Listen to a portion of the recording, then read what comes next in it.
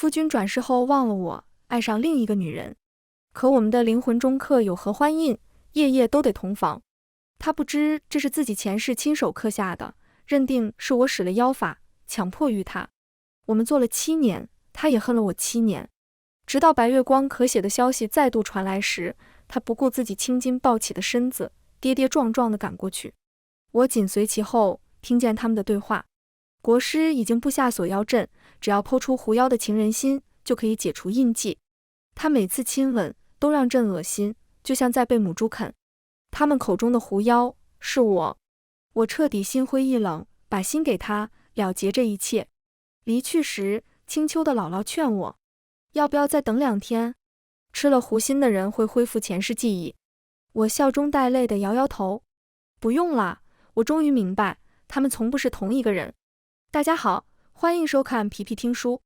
我穿着明日成亲要用的嫁衣，浑身湿透，听赫连景在寝殿内商量要猎杀我的事，心神俱震，几乎站不直身子。这些日子，所有人都说他爱上了我，不仅立我为后，还提议仿制民间夫妻般办一场婚礼。凤眸低垂，好似对我情根深重，让我以为自己终于打动了他。就连宫女们都感叹，陛下宠我入骨，遣制造丝不眠不休地引金丝缝制嫁衣，甚至取了2滴眉间血为绣百出的鸳鸯点睛。帝王见血，本为不祥之兆，可他只是笑了笑，道：魏博皇后一笑，流血3尺又有何妨？我的确笑了，笑得很开心。得逞比目何辞死，只羡鸳鸯不羡仙。可原来不是急着和我比一连枝，是想让我死。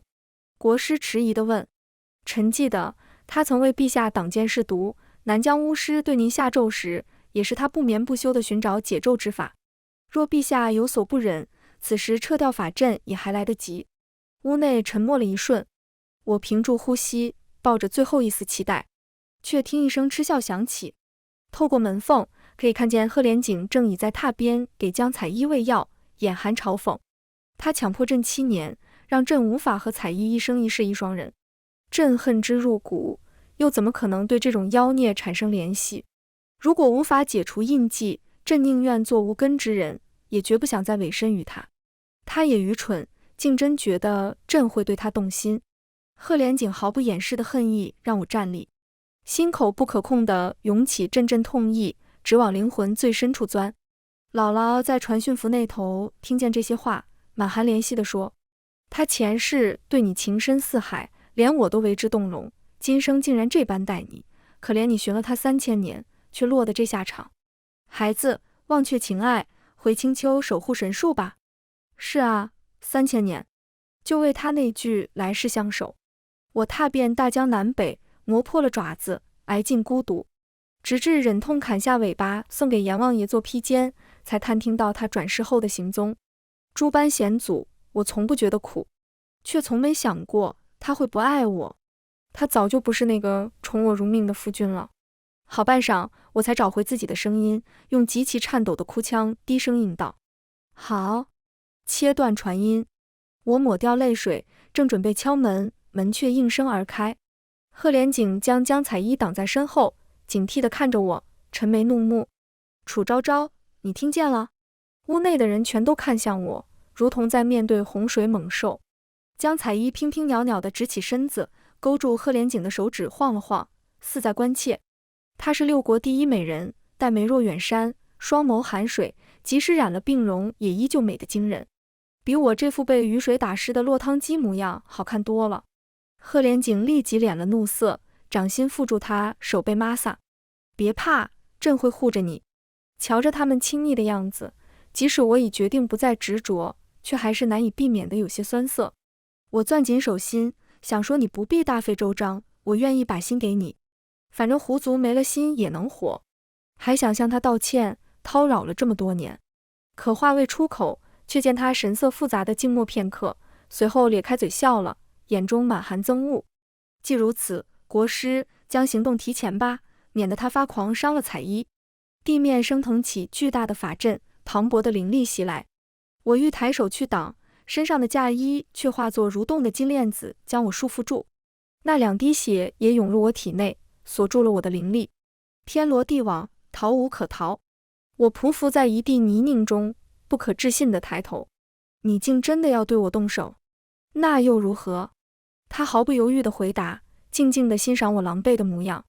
明明被何欢印折磨得面腹薄红，却强行用理智支撑出淡定自若的神色，不愿过来触碰我分毫，冷声道：楚昭昭，你恶毒自私，折辱我多年，这都是你应得的。折辱？我很想告诉他，分明是前世的他，求着我和他结着合欢印。可轮回之事，不可为凡人道。我刚要张口，就吐出了更多鲜血。剑阵穿心而过，逼得我现出原形。毛色不纯，青紫红蓝绿混杂，尾巴也只剩一小截，无比滑稽。江彩衣款款走出来，见状忍不住惊叫了一声：陛下，皇后这样子着实可怜，放过她吧。贺连景将她搂进怀里，嗤笑道：她不是皇后了，以后你才是。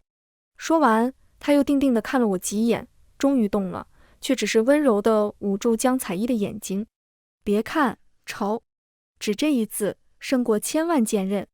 他忘了，我从小就因奇怪的毛色被同族排挤，整日活在嘲讽和欺辱之中，最因这个自卑。也忘了，他曾用桃木梳给我顺毛，笑容温和地说：怎么会丑呢？明明是彩虹的颜色，此乃祥瑞。红光昭昭，往后你便叫昭昭吧。也对，他是该忘了，那已是3000年前的事了。当时他叫楚离，是三清门首徒，1000年来最有可能成为仙人的天才弟子，却因我而陨落，死在我怀里。鲜血染红了他亲手给我做的裙子。他怕吓到我，强忍着不吐血，用仅剩的力气与我十指相扣，不让我殉情，直到最后一刻还在说：别自责，我的昭昭最漂亮，最善良了，活下去好不好？来世我去寻你。我最乖了，听他的话，好生活了这么多年，却只等来一个用丑、恶毒等字眼形容我的人。我的阿离彻底死了。贺连景最终还是没有杀我，因为江彩衣再次给我求了情。他用手绢眼唇轻咳道：陛下，楚姑娘和我说过，她可以治我的心疾。剑阵立即停下，我千般恳求，都不及他一句话。这是江彩衣从娘胎里带出来的毛病，医者都说她活不过20岁。贺连景每日用雪莲和千年人参给她续命，可她仍旧3步一喘气，5步一卡血，何其讽刺！他们的爱情反而成了我此刻保命的唯一法子。云州有一座海棠村，里面的云雾海棠能救她，我可以带你去。贺连景用剑尖挑起我的下巴，打量许久，最终移开，冷哼道：你最好别骗我。而后那剑尖移至我胸口，不顾我的疼痛，挑出了心。狐族的情人心其实是一颗灵珠，转瞬间没入了贺连景胸膛。就连见多识广的国师都讶异道：妖物入体，竟没有丝毫排斥。我苦笑，情人心承载主人一半情意，又怎么可能对主人的心上人排斥呢？不过贺连景仍然不愿轻易放过我。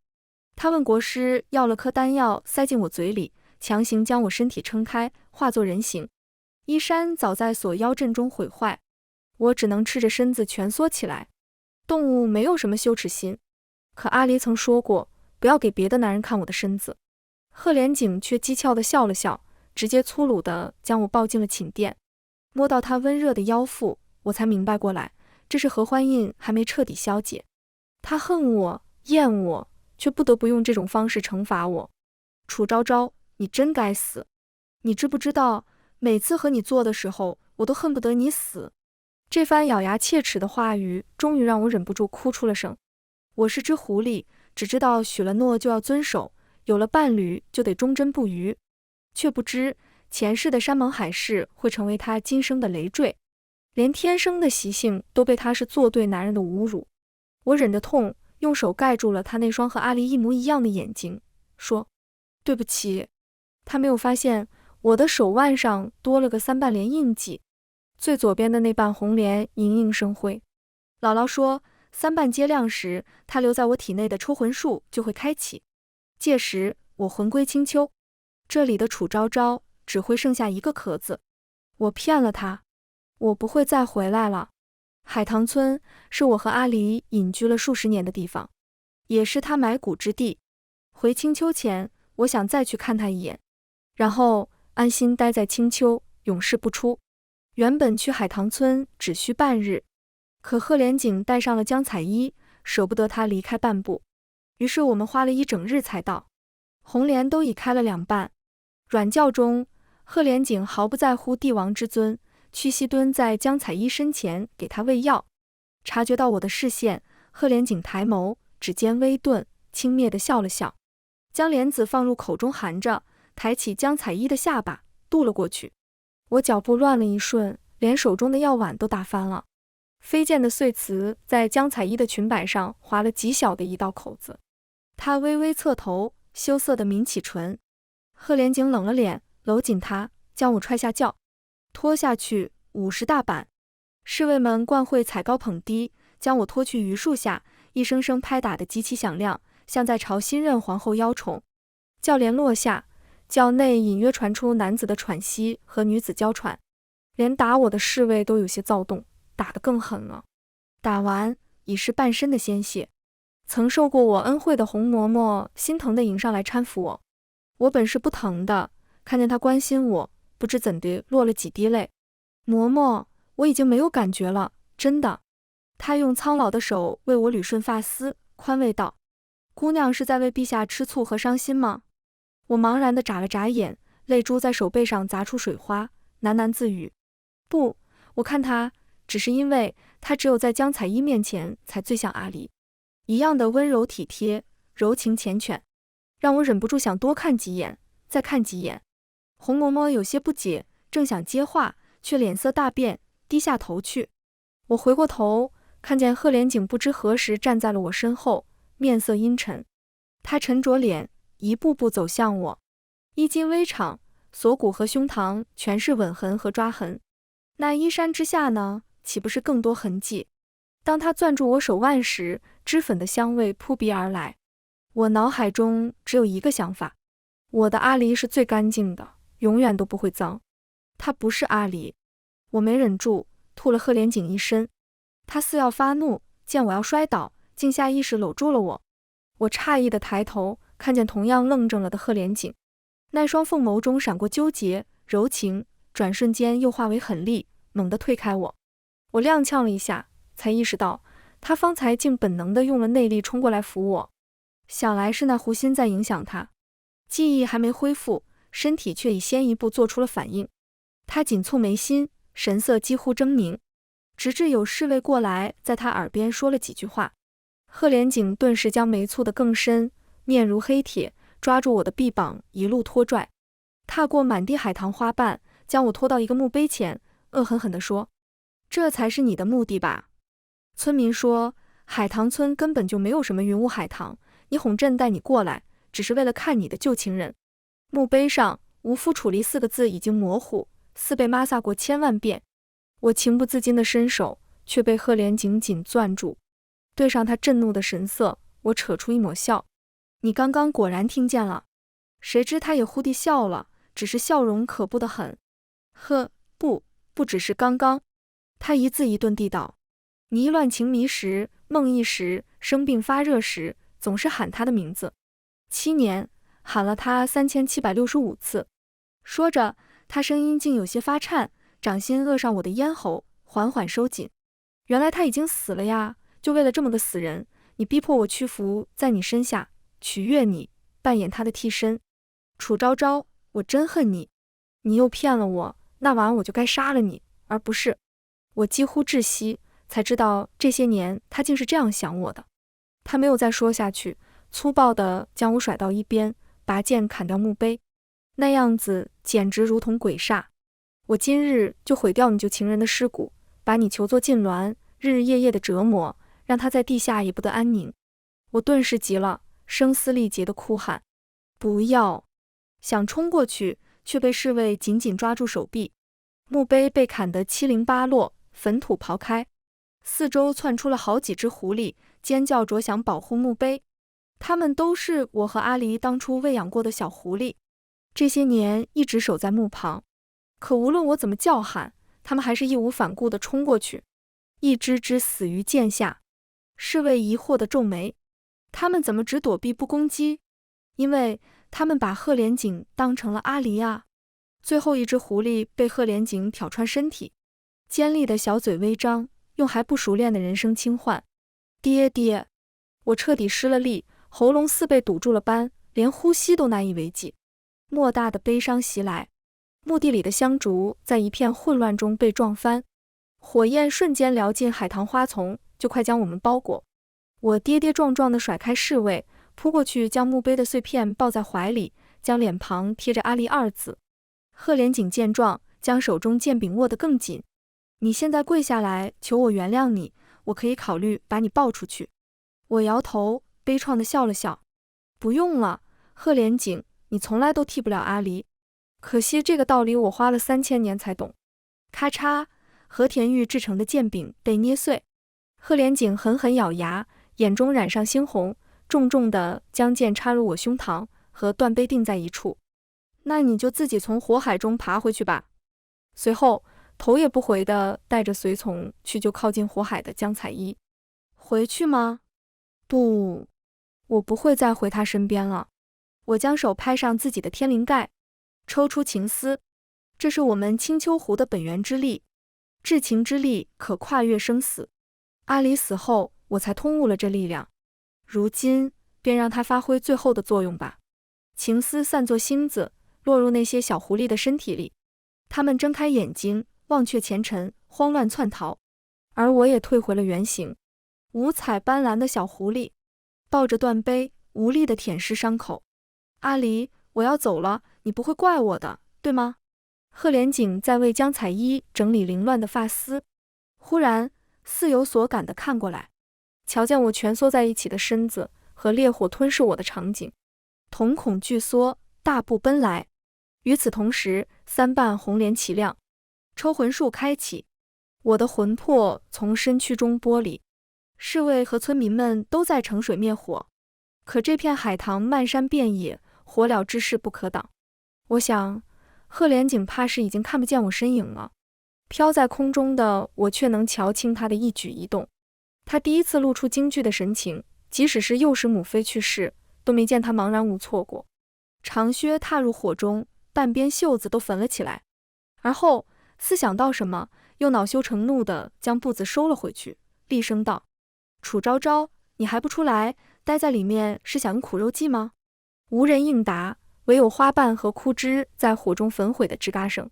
红嬷嬷哭得捶胸顿足，想进去救我，却年老力衰，一崴脚便起不来了。陛下，求你救救我们家姑娘吧。哈，她那般厉害，阴险狡诈，区区凡火怎么可能奈何得了她？她就是故意哄我去救她，让我原谅她，我绝不上她的当。连她自己都没意识到，说这句话时带了颤音。我的确厉害，从来到她身边起，就帮她躲过一次次暗杀，即使替她引开敌人时消失个10天半个月，也总会再次出现在她身边。只有在这时，她面色会稍微缓和些，嘴上戏谑我是狗皮膏药，长指却主动勾开了我的腰带。2个同样被合欢印折磨了好些时日的人相拥缠绵，就因这些短暂亲密的瞬间，我总以为他对我有情。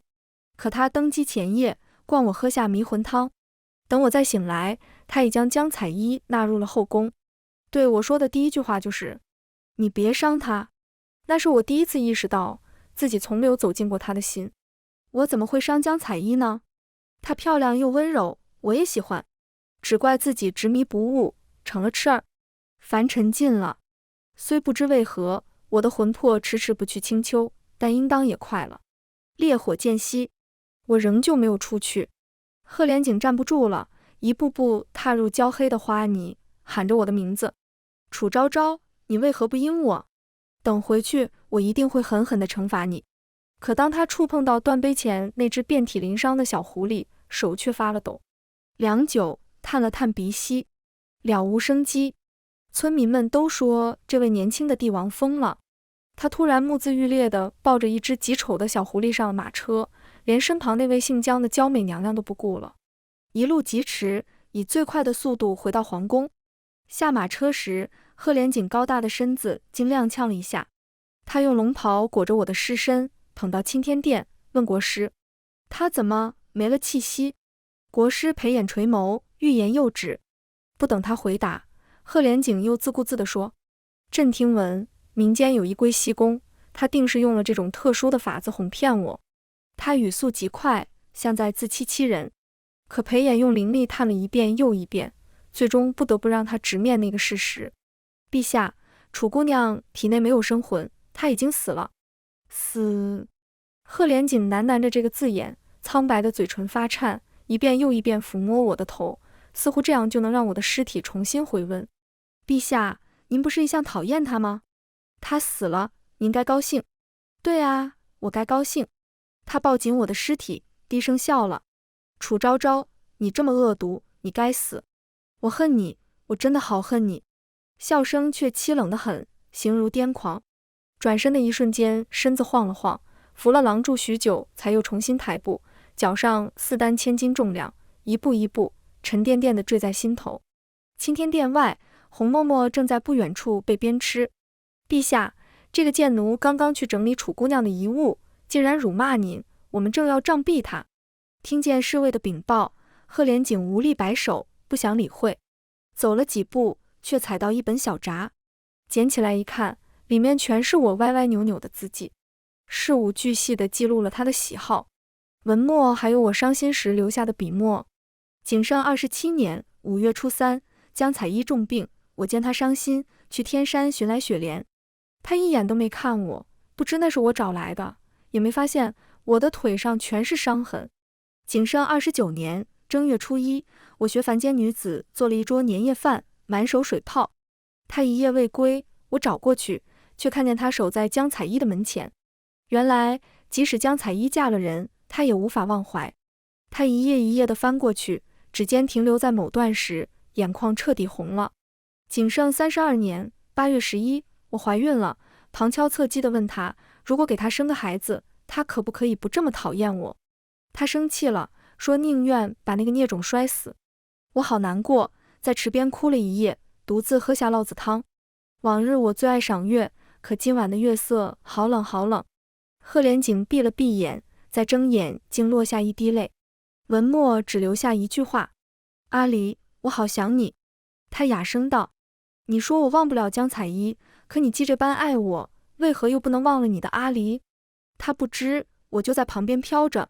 可我此时眼中没有他，只有被打得浑身是血的红嬷嬷。再打下去，他便没命了。无论怎么飘，我都只能穿透他。听见他叫声越来越弱，我心急如焚，竟催动出灵魂中的力量。风吹树摇，侍卫手中的板子被怪风刮走。这时裴衍急匆匆地从殿内走出。陛下，臣方才感知到楚姑娘还有一缕残魂。他用往生镜往这一照，竟让我显形。贺连锦双眸巨颤，朝我走来。我下意识后退。他大喊：别走，楚昭昭，留下来。可当他指尖触碰到我的一瞬间，我的魂魄还是一点点地消散了。刹那间，大喜到大悲。他眼中光芒尽数消散，蓦地脱力般瘫坐在地，悲凉地哭出了声。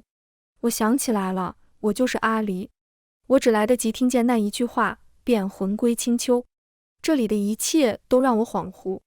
姥姥用息壤为我做了具新的身体，只要在神树下叩拜祈福，力量便会再度充盈身躯。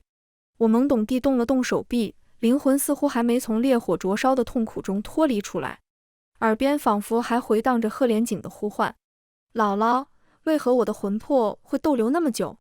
他伸手接了片苍翠的树叶，放在我掌心，这才缓缓开口道：因为你灵魂的韧性太强。难道你就没有疑惑过吗？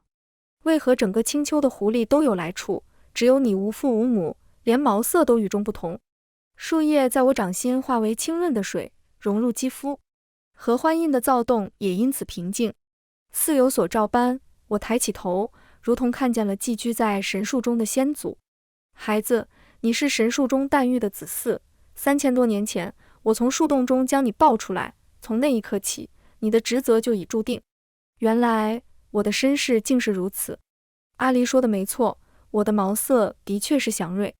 见我沉默，嬷嬷迟疑不决地问：“你是一时无法接受，还是忘不了他？这笔债还了3000年，你早就还清了。”我握住掌心的水儿，朝他笑道：“姥姥放心，会成为最好的手术人。”他欣慰地点头，为我准备接任手术人的仪式。我坐在树下，只觉好累好累，不自觉合上了双目。梦中似乎又回到了3000年前。梨树下，我已弧身趴在剑上，不肯挪位。修成了仙骨的天才少年只是宠溺地笑了笑，指尖似有若无地划过我腰间，挠到我痒痒肉，让我情不自禁地翻着肚皮滚了几圈。见他露出促狭的笑意，瞬间恼羞成怒，画出人身，扑过去捏他的脸。玩着玩着，便滚去了海棠花丛中。下一瞬，画面却变成了海棠村中漫天的血色。我坐在一地尸首中，几近崩溃，将沾血的剑尖对准自己。阿离，我走火入魔，杀了人，我要去赎罪。他还是那般温柔，握住我的剑，另一只手留恋地在我脸庞上逗留许久，而后掐诀结印。昭昭，别怕，这罪我替你赎。我被他禁锢住，眼睁睁看着他自散功力，废去半仙之躯，用三清门秘法春风化雨救活了那些村民。最后的力量尽数涌入我体内，净化魔气。魔气散去，无边的痛楚却涌上我心头。他说：“昭昭，我们等来生。”可是阿离，你骗了我，这世上再无你。梦醒后，我泪流满面，却隐约听见了贺连景的声音。我循声而去，见小妖们正在用水晶看人间事。清秋1日，凡间数月。镜中的贺连景双颊消瘦，眼下大片乌青，一遍又一遍地在地上描画繁复而奇怪的法阵。法阵旁还放着我的尸体，不知用了什么法子，恢复成人貌。画到一半，贺连景便吐了血，捂着胸口瘫在地上。他双目空洞，不停喊着我名字。有太监想上前清理一下我尸身，被贺连景喘着粗气踹开。滚，别碰他，只有我能碰昭昭。小妖们议论纷纷。昭昭姐死后，他就一直抱着这个尸体，吃喝拉撒也不撇开，这是有恋尸癖吗？谁知道呢？他还把江彩衣贬为了贵人，说是江彩衣害他失去了昭昭姐，真不要脸。群妖的议论声和贺连景的呢喃声混杂在一起，让我的头有些疼。忽地，水镜中的贺连景抬起头，目光偏直，与我的视线纠缠在一处。我打了个寒战，仿佛他已经看见了我，连忙让小妖关闭水镜。一回头，见姥姥不知何时站到了我身后。你对那小子还有留恋？我无奈地扯了扯嘴角。您忘了吗？我已经没有了狐心和情思。狐心寄于肉身，情思扎根于魂，各只长一半情感。我如今两者皆无，只剩最后那几丝情感消散。再过几日，或许我就会彻底的断情绝爱。铃钟响，仪式正式开启。我朝神树一步步走去，脑海中闪过过往的爱恨情仇，心口一阵剧痛，头也更疼了。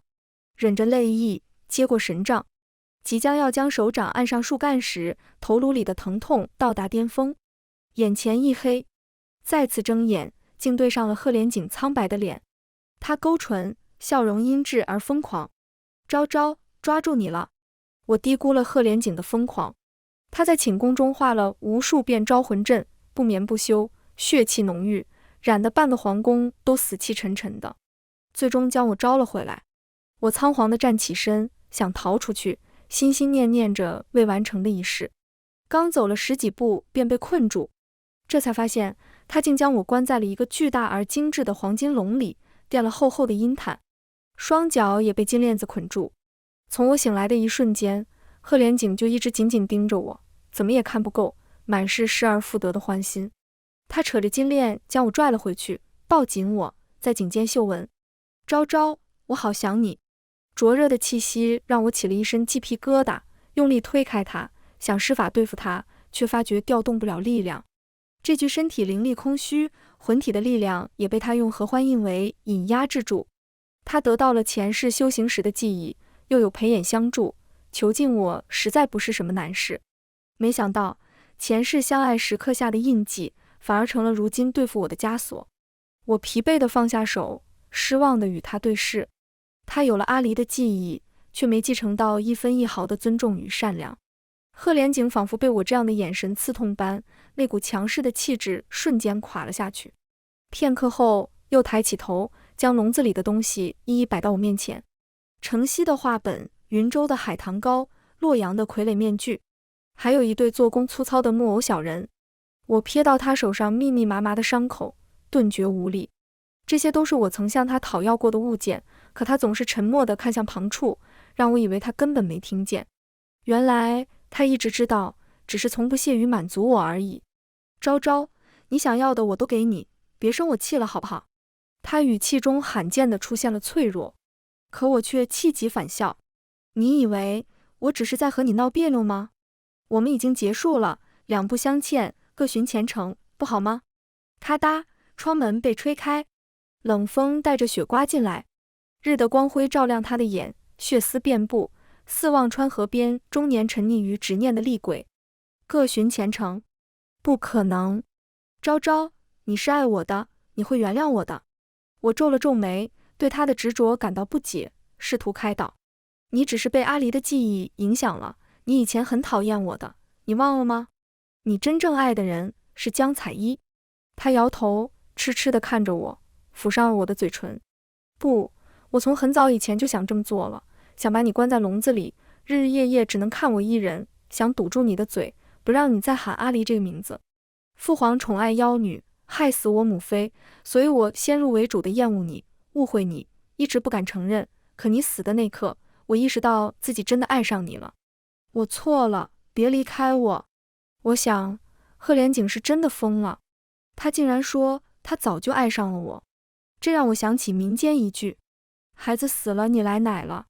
若他真爱我，为何那样伤害我？又何故要日夜和别的女人欢好？我在阿离那里见过真正的爱，这种充斥着自私、破坏、虚伪和欲望的情感，我看不上。于是我沉默半晌，劝他去看太医。兴许是这几日你患了脑疾，治好了便放我走吧。我何曾对他说过这种极有攻击力的话？他手中脱力，那堆辛苦寻来的小玩意稀里哗啦落了一地。木偶小人砸到黄金龙的围栏，碎成几瓣。贺连景怔立良久，挥手将木偶恢复成原样。我感受到术法波动，觉着奇怪。他刚拥有前世记忆，怎么会有这么强悍的实力？可他没再说什么，执着地将木偶小人塞进我手里。昭昭，不论你说什么，我都不可能再放手。我彻底被囚禁了。贺连景重新立我为后，还要补上当初那场婚礼。我从宫女们的口中得知，最近景国不太平，很多人已经对这个疯疯癫癫帝王颇有怨言。可他浑不在意，一下朝便急匆匆地赶回来，摊开一幅幅画卷，问我喜欢哪个嫁衣的图样。我一个也不喜欢，反而抬起头定定看了一会儿他眉眼微弯的笑容，诧异道：你在学阿离？他瞬间有些狼狈，几乎控制不住表情，强行咧着嘴笑，想摆出那副温润如玉的表情。我恍神了一瞬，继而摇头。贺连景，我爱的是阿离，不是你。话音刚落，他脸上的神情寸寸崩裂。举着画卷的宫女们战战兢兢低下头，生怕自己被波及。可贺连景像是染上了什么受虐的毛病，即使我这般待他，他也总要抓紧一切时间来缠着我，哄我说几句话。昭昭，这一世婚期上和你名字待在一起的人是我贺连景，而不是楚离。说这话时，他情真意切，难掩卑微和兴奋。然而不到3日，我便逃了。放走我的是红嬷嬷。他打开黄金笼，告诉我，景国乱了。贺连景继位时本就是山河飘摇之际，各项律令举步维艰。他勉力维持了3年，原已算和平。但自我死后，他荒于政事，求仙问道，暴力的性子也再也压不住。只因有个宫女不小心用牛角梳划破了我耳下一小块皮，他便将宫女扔进了池子里喂鱼。偏生那宫女是一位薛姓将军的心上人，入宫前还曾进献药方救过3座城的一民。一旦激起千层浪，举着薛字旗帜的起义军兴起，可赫连景还是满心只扑在我身上，如今终于压制不住了。这些都与我无关，青丘不插手人间之事。红嬷嬷短暂地握了会儿我的手，眼含热泪。姑娘，珍重。风拂起她苍白的发丝，擦过我的手背。我重重点头，朝她指的密道方向跑去。刚跑到那附近，便听兵甲声响起，是禁卫军往这边来了，还有唢呐声、欢呼声。看来今日的镇压，赫连景胜了。我只好换个方向逃跑。途经一道宫墙时，隐约察觉到妖气，心念一动，摸索片刻，墙上出现一道暗门。门缝后妖气浓郁，甚至还有同类的气息。我立即推门进了暗室，里面至少有上千个笼子，关着各族的妖怪，贴满阴森诡异的符咒。难怪赫连景进步神速，他竟用邪术。招招！赫连景颤抖的声音从身后传来。我转头看见他浑身是血，眼中满是惊慌。你听我解释。别过来！恶心，好恶心！再看这张和阿离一模一样的脸，我只觉得痛苦。为何同一个灵魂竟会如此不同？阎王爷，您当真会捉弄人心？我揪着衣襟，心口疼得发颤，一点点佝偻下去。赫连景再也顾不得被我厌恶，连忙过来抱起我。风掀起我的眼皮。宫墙边一具苍老的尸体横沉在树下，那白发方才还被我抚摸过。我喘不上来的那口气瞬间断了，猛地吐出了鲜血，悲痛欲绝地晕了过去。招招！混沌中，我似乎看见了阿离。我想去追他，可他却独自跑到了海棠花丛中，回过头笑道：招招，去走自己的路吧。他身影消散，而我在赫连景的呼唤中醒来。他忙于平乱，又担忧我身子，静极的鬓发生白。我看着他欢欣雀跃地抱住我，觉得自己身上不一样了，然后拔出他腰间的剑，准确而果断地从背后插入他胸膛。滚烫的鲜血喷溅，我却满心平静。果然，情丝彻底散了。我对他真的再也没有一丝联系。赫连景只是受了轻伤，凡人的武器伤不到他。不过他仍旧凄哀地凝视我，似乎不可置信。在他心里，我应当始终将他当作两世的爱人。招招，你是不是失忆了？我歪头说，人的品性和记忆无关，你有阿离的记忆，不也照样不如他？说完，我又提醒道，你忘了吗？就是这把剑，你用来砍了阿离的墓碑，还插进我的胸膛。赫连景，你平生恣意妄为，作恶多端，终遭报应。恶毒、残忍，这些曾经被他用来斥责我的字眼，我通通还给他。每多说一句，他胸口的血就喷涌得更多了，连解开衣裳的手都在颤抖。那宽阔的胸膛横亘着数道疤痕，皆是用心头血化招魂阵时留下的。最新的那个伤口由我亲手创下。他抚摸片刻，终究没有用术法治愈。如果这样能让昭昭开心些，捅我多少刀都行。可我已经不会有这种情绪了啊！等他意识到我不对劲，已是半月之后。宫里搭台唱戏，他请了最有名的戏班子，戏本子也特意照我以前口味编排，滑稽有趣。后宫的嫔妃们纷纷掩面笑了，侍卫也忍不住扬起唇。赫连景时不时看向我，整整2个时辰，我没有一丝表情。散台后，我头一个起身离开，赫连景紧随其后跟着我。无人敢出声。一个宫女突然扑了上来，用茶水泼我。都怪你，害死了我们娘娘。赫连景大怒，踹开宫女，捧起我的脸，细致地擦去茶水。擦着擦着，他愣怔了，因为他发现即使是这种时刻，我也毫无波澜，没有愤怒，没有委屈。我淡淡地推开他，扶起这个宫女。看清她的脸时，我认出来了，她是江彩衣的贴身大宫女，曾给过我一块海棠膏。江彩衣快死了，她的病每日都需大量昂贵药材续命，可赫连景迁怒于她，早就停了她的药。我先连进去，见她行销鼓励，美人垂死，便只剩凄凉了。我记得你的病即使停药，也可以再撑了1年半载。她勉强睁开眼皮，看见我，笑了，仿佛吊着这最后一口气，只为等我。我服下了相思饮。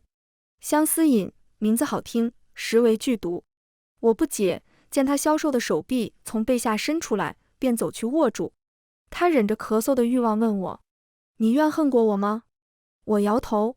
他的生平我再清楚不过，从小被家里戏称为药罐子、吞金兽。15岁为了活命攀上镇西侯，婚后2年小产3次，因失去生育能力被休弃，而后又为不断了药材，被迫做了废太子1年没名没分的外室。太子妃找上门大闹一场，让他声名狼藉，直至赫连景成为太子，她的日子才好过起来。她是个苦命的女子，总有人骂她是狐狸精，可是狐狸很可爱，所以她也可爱。得到我的回答，她终于松了口气，放下心头一桩大事。我欠你良多，心中常难忘怀，若你愿意，来世我们做朋友。好，我轻轻应下。良久，那只手冷了。